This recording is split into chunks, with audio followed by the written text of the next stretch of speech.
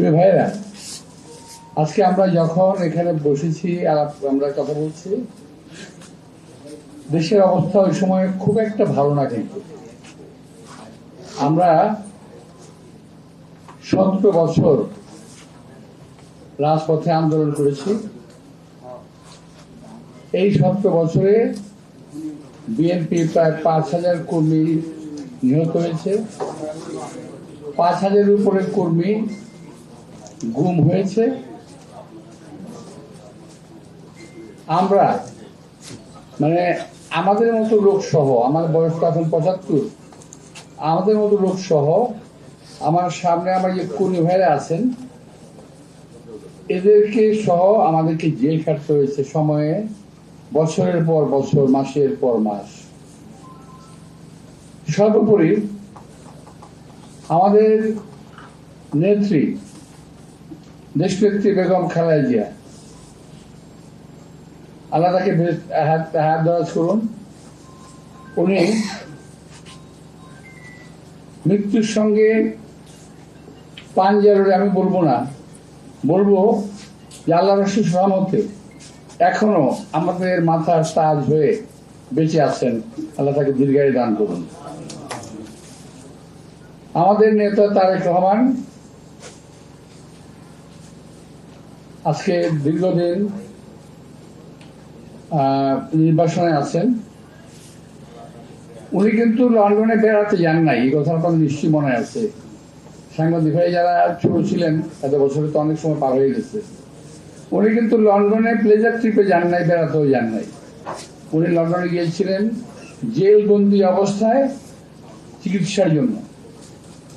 সুস্থ একটা মানুষ তারেক রহমান, যার সঙ্গে আমরা জেল খেটেছি। এই চকবাজার জেলে আমরা একসঙ্গে ছিলাম। আমাদের অ্যাক্টিং চেয়ারম্যান, বর্তমান অ্যাক্টিং চেয়ারম্যান তারেক রহমান সাহেব, উনি হসপিটালে ছিলেন। আমরা ছিলাম একটা আমাদের যে আলাদা একটা এই জায়গা ছিল, আমাদের সেল 16 নম্বর সেল, 16-26 এবং কর্ণফুলি, এখানে আমরা ছিলাম। উনি মাঝে মাঝে আসতেন, আমাদের সাথে কথাবার্তা বলতেন। ওই সময়, এখন থেকে আমি 2007-08-এর কথা বলছি। ওই সময় ওনার বয়স কিন্তু অনেক কম। কত বছর হয়ে গেছে? প্রায় 17 বছর না? এখন আজকে আমাদের একটি চেয়ারম্যানের বয়স থেকে যদি 17 বছর বাদ দেন, উনি নেহায়েতই অল্প বয়সের 40 করে একজন যুবক ছিলেন। আমার সাথে কথা বলতেন তারেক রহমান সাহেব, আমাদের সঙ্গে কথা বলতেন, ঘন্টা খানেক আড্ডা মারতেন, কথা বলতেন। এবং আমি কখনো তার মুখে শুনি নাই যে আমরা কবে জেল থেকে বের হব। আমরা না পড়তাম, আমি, আমান, পিন্টু, তারপরে টুকু সহ আরো অনেক নেতা আমরা ছিলাম। আমরা প্রায় মনোভাব থাকতো কবে জেল থেকে বেরোবো, আমরা কি বেরোতে পারবো, কিংবা কবে জেল থেকে বেরোবো। কিন্তু তিনি কিন্তু কখনোই আলোচনায় আমরা জেল থেকে কবে বেরোবে কথা বলে নাই। উনি আলোচনা করতেন আমাদের সঙ্গে দেশের খাদ্য ঘাটতি কত আছে, কি করলে দেশের বিদ্যুতের অভাব পূরণ করা যাবে, এবং দেশের মানুষের সার্বিক সমস্যা নিয়ে তখন থেকে তিনি চিন্তা করতেন, যেটা আজও করেন। আমি গতকাল একটা বক্তব্য শুনেছি আমাদের কোন একটা প্রোগ্রামে, সেখানে আমি দেখলাম যে উনি স্বাস্থ্য, শিক্ষা, চিকিৎসার উপরে জোর দিয়ে কথা বলছেন। অর্থাৎ দেশ নিয়ে ভাবেন তারেক রহমান। এই তারেক রহমান সাহেবকে একদিন দেখলাম আমাদের চোখের সামনে থেকেই নিয়ে যাওয়া হলো সুস্থ অবস্থায়, এবং পঙ্গু অবস্থায় জেলে ফেরত নিয়ে আসলো। কি ভয়ঙ্কর একটা চিত্র আমরা দেখলাম সেদিন। আমরা পরে জানলাম তাকে উপর থেকে ফেলে দেওয়া হয়েছিল। তারপর কি জানি বলে, কি একটা চেয়ার ঘুরে, যেটা অনেক স্পিনিং চেয়ার, স্পিনিং চেয়ারে তাকে বসিয়ে স্পিন করা হয়েছে, এবং তাকে হত্যা করার কিংবা পঙ্গু করার এমন কোন প্রচেষ্টা নাই যেটা ওই সরকার তখন করে নাই। সবই করেছে তারেক রহমানকে শেষ করার জন্য। আল্লাহর অশেষ রহমতে অ্যাক্টিং চেয়ারম্যান হিসাবে আজকে আমাদের দলের দায়িত্ব পালন করছেন। এবং আমি বলবো যে আমরা এখন থেকে 20 বছর আগে ওনাকে যা দেখেছি, 20 বছর আজকে দেখছি অনেক তফাৎ। আজকে তারেক রহমান সত্যি সত্যি বিএনপির অ্যাক্টিং চেয়ারম্যানের দায়িত্ব পালন করছেন এবং সঠিকভাবে পালন করছেন।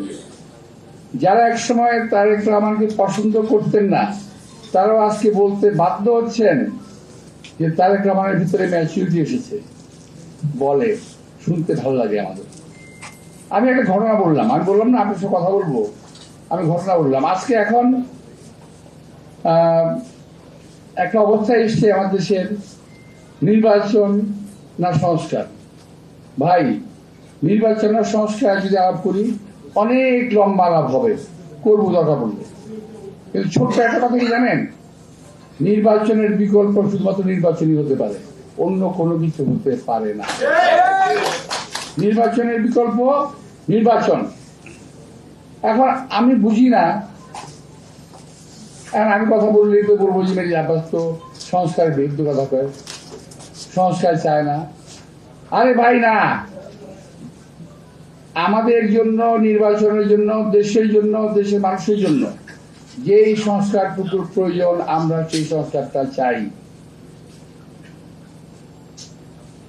কিন্তু আমি একবার একটা বললাম না, একদিন বলছিলাম যে আপনারা যেগুলা বলতেছেন সংস্কারের কথা, সব সংস্কার তো মানা যাবে না। এই কথাটাকে টুইস্ট করে আমাদের কয়েকজন বিদেশি অবস্থানরত তথাকথিত সাংবাদিক টুইস্ট করে এমন ভাবে বললো বিএনপি সংস্কার চায় না, মির্জা আব্বাস সংস্কার চায় না। এমনকি সালমান রহমানের টাকা খেয়ে যার স্বাস্থ্য চেহারা মোটা হয়েছে এমন লোকটা প্রায়ই আমার বিরুদ্ধে আসে, ফেসবুকে আসে। উনি প্রায় বলেন কেন মানবেন না, আপনাদের কি স্টেক আছে, কেন মির্জা আব্বাস সাহেব মানবেন না? আরে ভাই, তোমার যেমন বিদেশে পাড়ায় থেকে কথা বলার অধিকার আছে, আর আমার কি দেশে থেকে কথা বলার অধিকার নাই?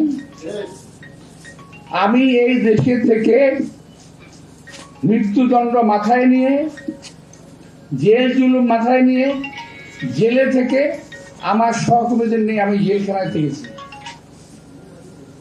এই দেশেই আছি, পালিয়ে যাই নাই।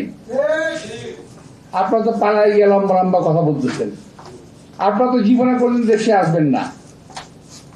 শুনেন, আমি আপনাদের উদ্দেশ্যে বলতে চাই, যারা ভাই আমার বাইরে আছেন, যারা বিশেষ করে এই ইউটিউবার যারা আছেন, যারা আছেন, আপনাদের প্রতি সম্মান রেখে বলতে চাই, ভাই আমরা রাজনীতি ছেড়ে দেবো, আপনারা দেশে আসেন। আপনাদের অনেক জ্ঞান, আপনাদের অনেক বুদ্ধি, আপনাদের জ্ঞান বুদ্ধি আমাদের অনেক প্রয়োজন। আপনারা তো দয়া করে দেশে আসেন, বুদ্ধি দেন, কথা বলেন, কাজ করেন, মেনে নেব।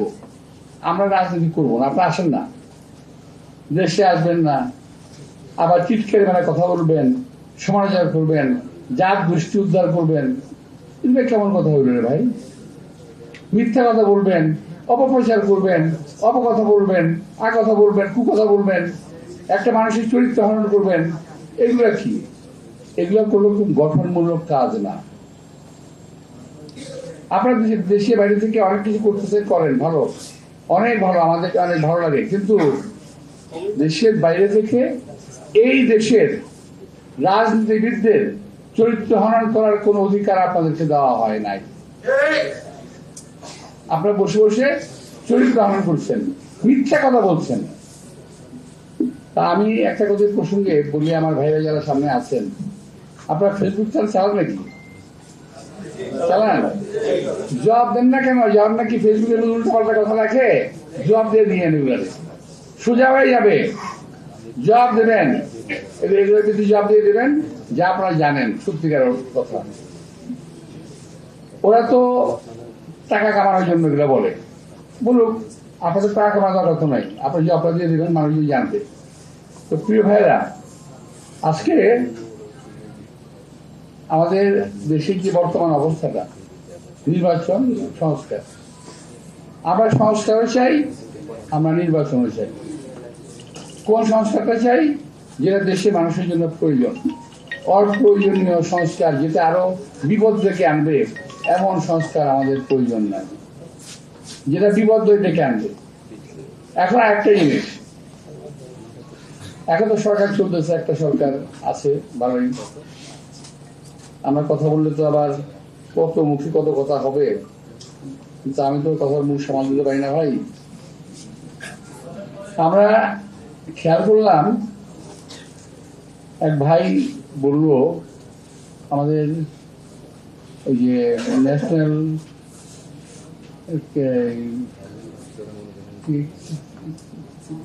আমাদের এনসিপির এক ভাই তো না ছিলেন, আমি দুঃখিত, ওই বয়সে আমি কমিশনার হই নাই, আমি কমিশনার ছিলাম 27 বছর বয়সে 1977 সালে। কমিশনার থেকে 5 বছর কমিশনার থেকে অভিজ্ঞতা অর্জন করে তারপর রাজনীতিতে জিয়া সাহেবের সঙ্গে রাজনীতি করা শুরু করি, আজকে এই পর্যন্ত আসছি। তো এখন আমাদের এই সন্তান তুল্য ছেলেদেরকে কি বলে অ্যাড্রেস করবো আমি ঠিক বুঝতে পারি না। এদেরকে আমি চিনি, সবাইকে আমি চিনি, ভালো ছেলে, কিন্তু ওনাদের একজন বলে ফেললেন এখন নির্বাচন করা সম্ভব না, কারণ প্রশাসনের সব জায়গায় বিএনপির লোক বসা আছে। আরে ভাই, 17 বছর আওয়ামী লীগ দেশ শাসন করলো, আপনি বিএনপির লোক কই পাইলেন? আমি তো বুঝলাম না। 17 বছরে বিএনপির লোক মহিলা ভূত হয়ে গেছে, একটাও নাই। এখন আপনারা বলেন বিএনপির লোক সব প্রশাসনে বসে দিচ্ছে। এই সমস্ত কথাবার্তাগুলা নেহায়তই বাচ্চাদের কথা মতো উঠতেছে না। বাচ্চারা যেমন কথা বলে, আমি খাবো না, কেন খাবো না, তা আমি নির্বাচনে যাবো না, কেন যাবো না, বিএনপি বসে দিচ্ছে এখানে। আর ভাই, বিএনপি কোথাও নাই। যদি এই দেশকে আপনারা বাঁচাতে চান, আপনারা দাবি করেন যে আপনারাই এই দেশকে মুক্ত করেছেন, সে প্রসঙ্গে আমি পরে আসবো। তা যদি হয়, আরেকবার দেশটাকে মুক্ত করেন না। দেশের প্রশাসনের বিভিন্ন প্রতিষ্ঠানের সচিবালয়ের ভিতরে এই দেশে যে শত্রুগুলো বসে আছে, আওয়ামী লীগের দালালরা বসে আছে, তাদেরকে কেন আপনারা বের করেন না? আমি যদি বলি যে তাদের কাছে আপনারা অবৈধ সুবিধা পাচ্ছেন, এই কারণে বলেন না? আমরা তো অনেক কথা বলেছি, আমরা তো অনেক কথা বলি যে এই আওয়ামী দোসর, আওয়ামী দালাল যারা পুলিশে আছে, যারা বিভিন্ন প্রতিষ্ঠানে আছে, যারা সচিবালয়ের ভিতরে আছে, যারা প্রশাসনে আছে, তাদের সবাইকে চিহ্নিত করে সাজার আওতায় আনতে হবে, কারণ তারা 17 বছর আওয়ামী লীগকে সাহায্য করেছে ক্ষমতা থাকার জন্য। এরা কেউ বিচারের বাইরে যেতে পারবে না। আর একটা কথা, ইদানিং একটা গ্রুপ চালু করছে, খুব চালু, আমি জানি নাকি ফেসবুক আপনারা দেখেন এবং কাজ করেন, তাদের বলছি যে এখানে প্রতিবাদ করবেন। তারা বলার চেষ্টা করছে কি জানেন? বিএনপি আওয়ামী লীগকে পুনর্বাসিত করার চেষ্টা করতেছে। আরে ভাই, কি কমু, আমার আর ভালো লাগে না এখন রেখুতে। আরে ভাই, 17টা বছর এদের যন্ত্রণায় পাগল হয়ে গেছি, পরিবার পরিজন সহ অশান্তিতে ভুগেছি, অসুস্থ হয়ে পড়েছি, অকালে বৃদ্ধ হয়ে গেছি, অনেক পরিবার ধ্বংস হয়ে গেছে বিএনপির এই আওয়ামী লীগের অত্যাচারে। বরং আমি বলতে চাই, আওয়ামী লীগকে যারা দেশে পুনর্বাসিত করার চেষ্টা করবে, তাদের বিরুদ্ধে আমাদের সংগ্রাম অব্যাহত থাকবে। এই দেশে আওয়ামী লীগের অবস্থান থাকতে পারে না, এবং আওয়ামী লীগের হাসিনা সহ আওয়ামী লীগের সমস্ত নেতা কর্মী, প্রশাসনের ব্যক্তিবর্গ, তাদের সকলের বিচার হতে হবে। এখন কথা হলো, আমার অনেক ভাই বলেন, আমাদের অনেক সন্তানরা বলেন যে আগে বিচার করতে হবে, পরে নির্বাচন হবে। কেন ভাই? আপনারা তো আমাদের চেয়ে বেশি অত্যাচারিত না। যদি বলেন 5ই আগস্টের কথা যদি বলেন, আরে ভাই 5ই আগস্টে এখন তো বলতে গেলে তো আবার ভালো লাগবে না, আচ্ছা বলতে চাই না। 5ই আগস্টের আগে 4 আগস্ট 5ই আগস্ট আমাদের মনে আছে না? আমি তো নিজে রাজপথে ছিলাম ভাই, আমি নিজে কাকরাইলের মোড়ে ছিলাম, টিআরসির মুখে ছিলাম, তো হেলিকপ্টার উপর দিয়ে ঘুরতেছে, ছিলাম তো ওখানে, আমি নিজে ছিলাম। তো এখন আমাদের 462 জন ছেলে, 462 জন ছেলে মারা গেল, 30,000-এর মতো আহত হলো, আমাদের কোনো অবদান নাই। আরে ভাই অনেকে বলে, আমার কথা এটা কিন্তু আমার কথা না, অনেকে বলে যে আপনারা তো সারেন্ডার করে ঘরে ঢুকে গেছিলেন, যদি প্রাইভেট বিশ্ববিদ্যালয়ের ছেলেরা না বেরোতো, যদি ইসলামী ছাত্র শিবির কিংবা বিএনপি না বেরোতো, যদি ছাত্রদল না বেরোতো, তাহলে কি অবস্থা দাঁড়াতো? সুতরাং কৃতিত্বের দাবিদার একা হওয়ার চেষ্টা করেন না, ক্ষতি হবে দলের এবং দেশের। কিভাবে দেশে ক্ষতি হবে?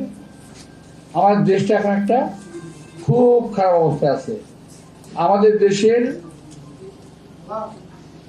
জনগণের, জাতির, দলের প্রত্যেকটা মানুষের ঐক্যবদ্ধ হওয়ার প্রয়োজন রয়েছে। যদি বাংলাদেশের জনগণকে বিভক্ত করা যায়, এই দেশকে আবারও ভারতীয় আধিপত্যবাদের হাতে চলে যেতে হবে। সুতরাং যে দলই হোক, বিএনপি, জামাত সহ অন্যান্য যত দল, এনসিপি সহ যত দল আছে, মতবিরোধ থাকতেই পারে,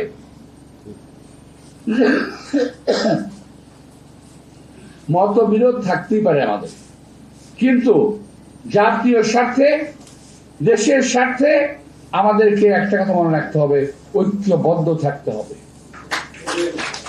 যদি জাতি, বাঙালি জাতির, বাংলাদেশী জনগণের একটাই কিন্তু শক্তি, আমাদের খুব শক্তি নেই, আমাদের অনেক অস্ত্র নাই, আমাদের অনেক কিছু নাই, কিন্তু একটা জিনিস আছে, সেটা হলো ঐক্য, যেটা আমরা জুলাই আগস্টে প্রমাণ করেছি।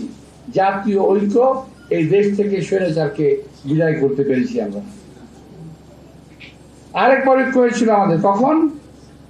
1971 সালে মুক্তিযুদ্ধের সময় পুরো জাতি, কিছু লোক ছাড়া পুরো জাতি ঐক্যবদ্ধ হয়েছিল।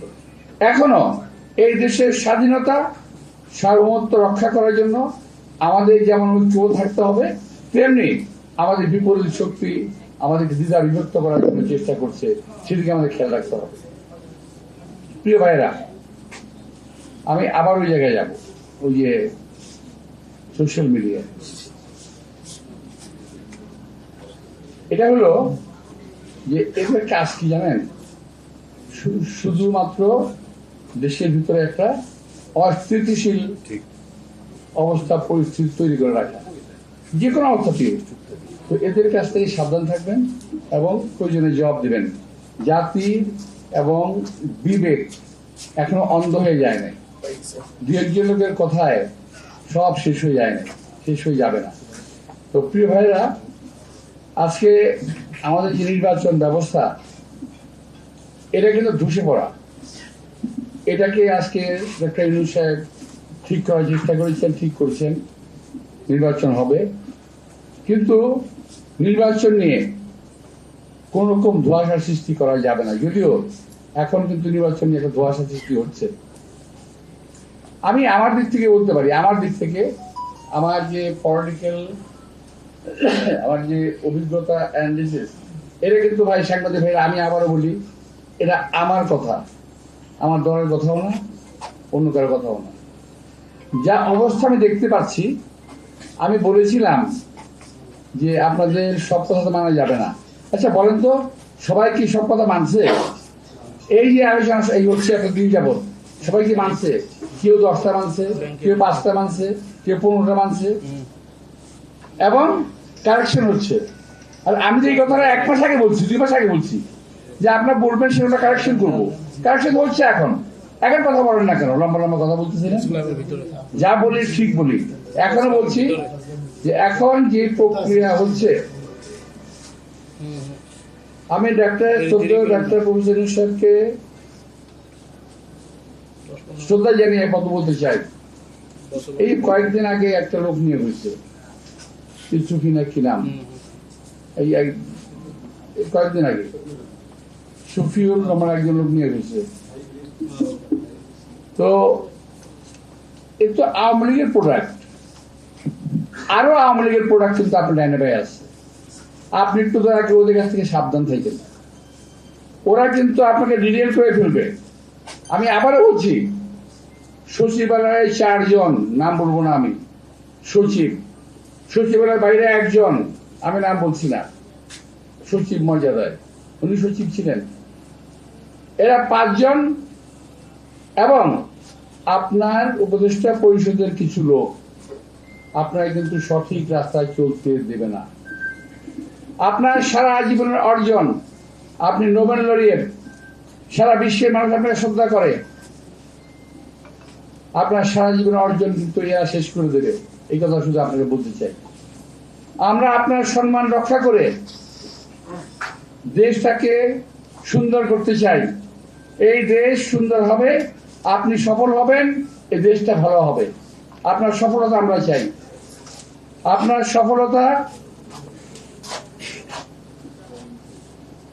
সফলতা আমার দেশের মানুষ চাই, আমরা চাই। আমার নেতা তারেক রহমান সাহেব তিনিও চান যে আপনি সফল হন। আপনার সফলতার উপরে নির্ভর করছে আমাদের দেশের স্বাধীনতা, সার্বভৌমত্ব। তাই আমাকে ভুল বুঝলেন না কেউ। আমি বলতে চাই যে আপনি দয়া করে এদের কাছ থেকে সাবধান থাকবেন। একে অপরকে আমরা দালাল বানাচ্ছি, এটা যেমন ঠিক না, আবার দালাল যে আছে এই কথা অস্বীকার করা যাবে না। সুতরাং এদেরকে চিহ্নিত করে এদের হাত থেকে বেঁচে থাকবেন। আজকে আমি জনগণের প্রত্যাশা অনুযায়ী এই নির্বাচন কমিশন নির্বাচন দেবেন, এবং ডক্টর ইউনূস সাহেব বলেছেন ডিসেম্বরে না হোক জুনে হবে। এই কথাটাই আমাদের একটা বিব্রতর অবস্থা ফেলে দিয়েছে, যে একবার বললেন ডিসেম্বর, আবার বললেন জুন। এই যে আপনাকে একটা বিব্রতর অবস্থা ফেলছে, তা আপনি নন। আমি শ্রদ্ধেয় ইউনূস সাহেবকে বলতে চাই, এটার জন্য আপনি দায়িত্ব বহন করেন না। আপনি ডিসেম্বরে বলার পরই আপনার অন্য একজনকে বলে দিল জুনে, পরে আপনি এটা ইন্ট্রোডিউস করলেন। কিন্তু এই যে বিষয়টা, এর মধ্যে আমি বেশ ভালো একটা সন্দেহ করার মতো যথেষ্ট যুক্তি আছে যে এই নির্বাচনটা যেন না হয়। প্রিয় ভাইরা, আমি একটা কথা বলি, যেটা আমার নিজের কথা, আমি আগে বলছি, এখন বলছি, নিজের কথা, এটা কিন্তু বলার কথা না। আমি বিশ্বাস করছি না, আমি আশা করছি, একটা কথা আছে ইংরেজিতে, hope for the best, think for the West. ভালো কিছু আশা করো, খারাপ কিছু চিন্তা করো। খারাপ করার চিন্তা করে ভালো কিছু আশা করো। আমি ভালো কিছু আশা করি, খারাপটা ভাবে এইভাবে, সম্ভবত নির্বাচন খুব তাড়াতাড়ি ওনারা করবেন না। আমি তার কোন লক্ষণ আমি দেখি না।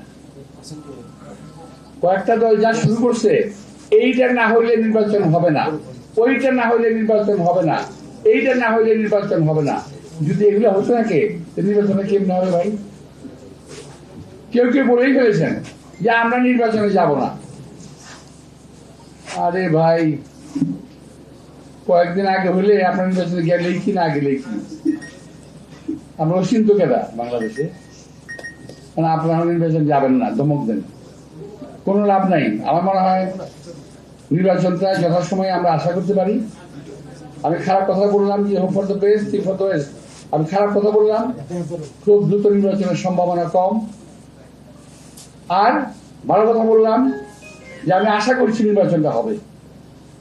এখন এই যে দুটো কথা বললাম ভাই, কোনটা লিখবেন আপনারা? কোনটা লিখবেন? তুমি যে লিখে যাই যে নির্বাচন হবে না লিখবেন, না নির্বাচন হবে লিখবেন? ভাই লিখলে দুইটা ভালো করে লিখবেন, এটা কিন্তু উল্টো পাল্টা করেন না। এমনি এমনি লেগে দিয়েছে ব্লগার আমার পিছনে। তো যাই হোক, তো আর একটা কথা ভাই, সাংবাদিক আপনি বলি, আমার সম্পর্কে এই বেশ ভালো ভালো কথা আজকাল ব্লগাররা লিখতেছে।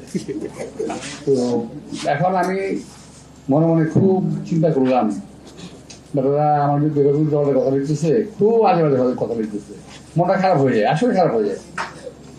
কিন্তু দেখলাম ও আমি না, আমাদের মির্জা ফখরুল ইসলাম বলে ধরছে, তারপরে দেখলাম ফসুল সাহেবেরও ধরছে, তারপরে দেখলাম সালাউদ্দিন সাহেবেরও ধরছে, আমার ভাতে যে ইস্তাককে ধরছে। আমাদের গতকাল দেখলাম অ্যাক্টিং চেয়ারম্যান তারেক রহমান সাহেবকে বলছে, ওরা বলছে আরেক লোক। অর্থাৎ আপনি খেয়াল করে দেখেন, অন্য কোন জুনিয়র নেতার সঙ্গে কিন্তু কিছু বলতেছে না, শুধুমাত্র যারা বিএনপির মধ্যে একটু মানুষজন লাইক করে, পছন্দ করে যাদেরকে, এদের বিরুদ্ধে লিখতেছে কয়েকটা লোক। এবং আমি মনে করি এই লোকগুলো দেশ এবং জাতির শত্রু।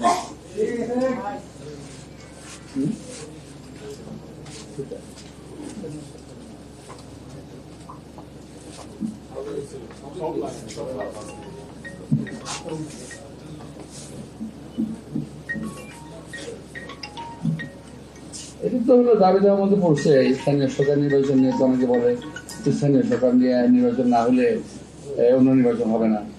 ভাই এগুলা নিয়ে আমি আগে দিচ্ছি না, অনেক কথা বলে ফেলেছি। তো যা বলছি এটাকে যদি একটু সামাল টামাল দিয়ে আপনি লিখতে পারেন, মানে বাঁচবো না। এটা কিন্তু এই ব্লগাররা যে কি করবো এটা আল্লাহ জানে। এখানে পোস্ট মর্টেম কইরা এক এক অংশ এক জায়গায় ফেলাই দেবো নিয়ে। তো এটাতে যদি আপনি যদি দেখেন, যদি পান, আপনি একটু দয়া করে প্রতিবাদ করেন, দয়া করে প্লিজ। আমি এই অত্যাচারে একটু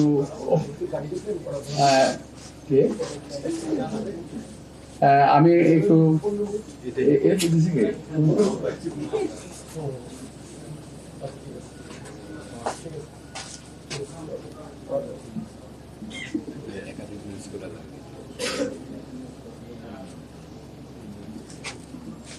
নির্বাচন নিয়ে তো বললামই,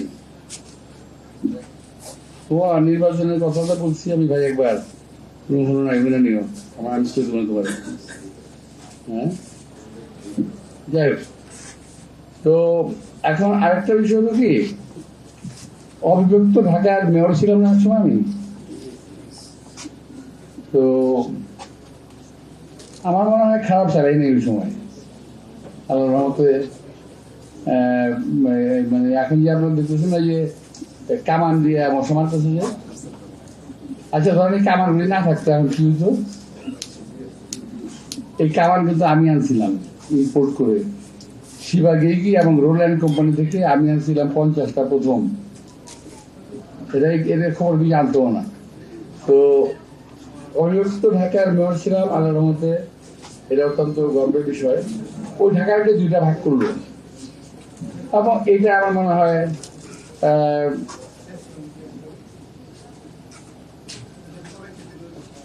কাজটা খুব ভালো করে নাই, এটা ক্ষতি হয়ে গেছে খুব। এখন দুই ঢাকা যদি এক করে তাহলে এর প্রক্রিয়া আছে, শুধু এক করলে হবে না। এখন ঢাকা অনেক বড় হয়েছে, এক করলে হবে না, প্রশাসনের একটা সুবিন্যস্ত একটা প্রশাসন তৈরি করতে হবে। এই ঢাকা মহানগরীর আন্ডারে পুলিশ থাকবে, সিটি গভর্নমেন্ট হতে পারে, এবং ওয়াসা, ইলেকট্রিক সাপ্লাই, অর্থাৎ ঢাকায় যা কিছু আছে এই জিনিসগুলো সিটি গভর্নমেন্ট আন্ডারে থাকবে, সিটি গভর্নর হবে, আর মেয়র কথা থাকবে না, যদি এটা হয় আর কি।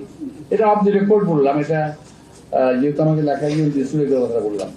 যাই হোক, আমি আপনাদেরকে আশা করি নির্বাচন সম্পর্কে আমার কথা পরিষ্কার করতে পেরেছি। দুই ভাইয়ের কথা বলেছি আমি, একটা ভাগ দিলে আরেকটা ভাগ দিয়ে ভাই, এক ভাগে দিয়ে না, তাহলে মুসিবত হচ্ছে আমার, তাহলে আমার একটু মুসিবত হয়ে যেতে পারে। এখন সকলের কথা বলার অধিকার আছে ভাই, আমরা অনেক কষ্ট করে কথা বলার অধিকার আদায় করলাম, এটাই খালি ওই কয়েকজন লোকের জন্য না, আমাদের জন্য।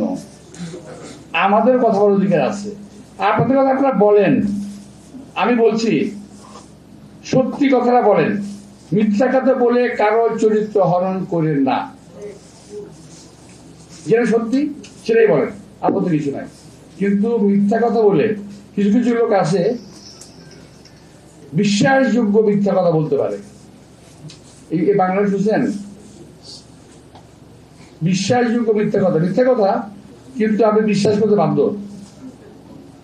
এত সুন্দর করে একটা মিথ্যা কথা বলবে যে সেই মিথ্যা কথা আপনি বিশ্বাস করতে বাধ্য হবেন।